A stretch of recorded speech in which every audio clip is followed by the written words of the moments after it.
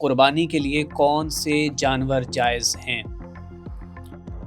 قربانی کے لیے کون سے جانور جائز ہیں، یعنی کن جانوروں کی اونٹ، قربانی کی جا بکرا، سکتی ہے؟ یہ جی بالکل اونٹ، ٹھیک، اس کی عمر بھی گائے، ساتھ بتاتے جائیں۔ اونٹ 5 سال کا ہو، ٹھیک ہے، چھٹے کو لگ جائے، چھٹے کو لگ جائے، اور گائے 2 سال کی ہو اور تیسرے کو لگ جائے، اور گائے سے مراد گائے کی جتنی انواع ہیں، اس کی جتنی قسمیں ہیں وہ اس میں ساری شامل ہوں گی۔ ٹھیک ہے، اسی طرح بکرا ہے تو وہ 1 سال کا ہو کے دوسرے کو لگ جائے تو اس کی قربانی، اور جو چھوٹا چھترا ہے جس کو ہمارے ہاں دمبا ایک الگ ہے، چھترا میں آ جاتا ہے، بالکل، تو وہ 20 سال کا ہونا چاہیے۔ اگر 6 ماہ کا ہے اور وہ سال کے جانوروں کے اندر کھڑا ہو تو الگ سے ممتاز نہ ہوتا ہو چھوٹا ہونے میں، بلکہ ان کے برابر لگتا ہو تو اس کی قربانی بھی 20 ماہ کا ہونا چاہیے چھترا، 1 سال کا ہو کے دوسرے کو لگ جائے، 1 سال کا ہو کے دوسرے کو لگ جائے۔ اور کیا اگر 6 ماہ کا ہو نا، 6 ماہ کا اتنا موٹا تازہ فربا ہے جی کہ دیکھنے میں وہ سال کا لگتا ہے، سال کے جانوروں کے ساتھ کھڑا ہو تو اس کی بھی قربانی جائز۔ ٹھیک ہے، علامہ صاحب کٹے کی قربانی کے حوالے سے آپ کیا کہتے ہیں؟ کیا کٹے کی قربانی جائز ہے یا نہیں؟ کیونکہ اس وقت سوشل میڈیا پر مختلف جو کہ مسالک کے اندر یہ گفتگو ہے اور اس کے اوپر ڈسکشن بھی چل رہی ہے، بحث و تکرار بھی چل رہی ہے، اور یہ کہا جا رہا ہے، کچھ لوگ کہہ رہے ہیں کہ جی کٹے کی قربانی جائز ہے، کچھ کہہ رہے ہیں کہ نہیں جائز۔ اگر کہیں پہ لکھا ہے تو قرآن سننا اور حدیث کے مطابق جو ہے وہ فیکٹس اینڈ فگر کے ساتھ ہمیں بتائیں۔ دیکھیے، کٹا یا بھینس یہ بکر یعنی گائے کی نوع ہے، ایک قسم ہے۔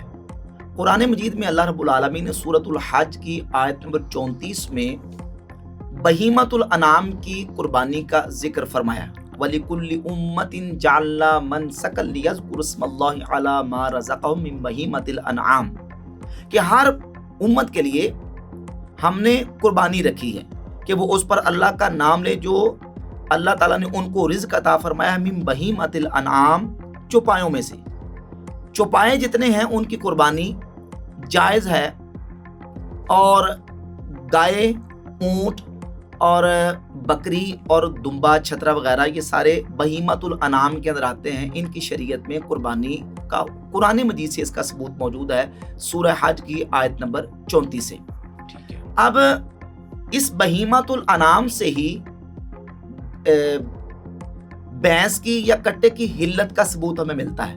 ٹھیک ہے، وہ لوگ جو کہتے ہیں کہ بھینس یا کٹے کی قربانی جائز نہیں ہے، جی سوال یہ ہے کہ ان کا گوشت کھانا یا ان کا دودھ پینا بھینس کا جائز ہے؟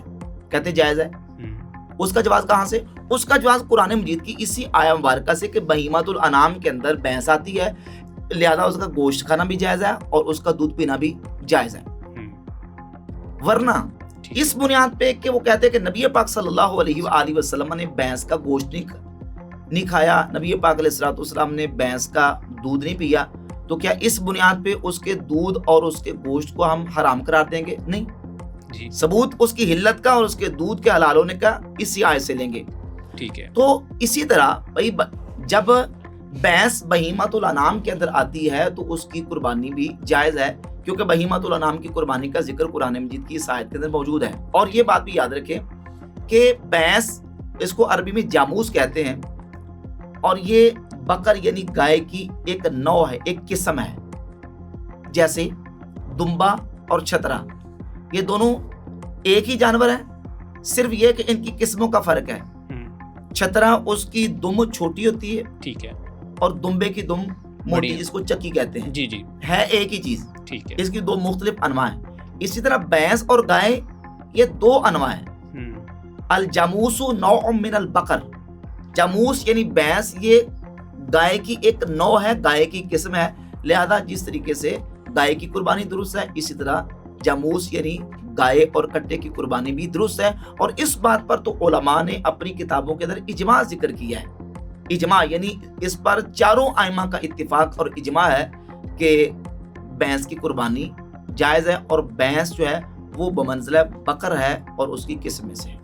چلیں یہ سر جو ہے وہ کلیئر ہو گیا، بہت سے ڈفرینٹ مکتبہ فکر سے لوگ جو ہیں آج کل بعض غیر مقلدین جو ان کے علماء ہیں وہ اس کو اٹھاتے ہیں، بعض بھی، سارے نہیں، جی سارے نہیں، بعض، بالکل ان کے بڑے بڑے محققین جو علماء ہیں انہوں نے تو باقاعدہ ویڈیو بیانات بھی جاری کر دی ہے، اس پر مستقل کتابیں لکھی گئی ہیں کہ کٹے کی اور بھینس کی قربانی کرنا جائز ہے، اور اس پر اجماع چلا رہا ہے امت کا، سوائے چند لوگوں کے، وہ ہر سال کوئی نہ کوئی اس طرح کی ٹھیک بات ہے۔ کر دیتے ہیں۔